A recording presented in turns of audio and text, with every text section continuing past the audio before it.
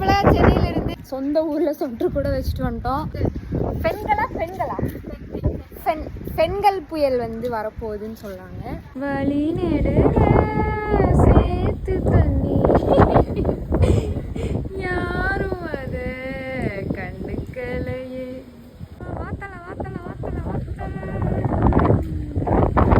இந்த பக்கம் பார்த்தா தண்ணி அப்படியே சரி இப்படி போய் இந்த பக்கம் பார்த்தீங்கன்னாலும் தண்ணி. நம்மால் பார்த்தீங்களா இதுலயும் சைக்கிள் ஓட்டிட்டு இருக்காப்ல. ஹலோ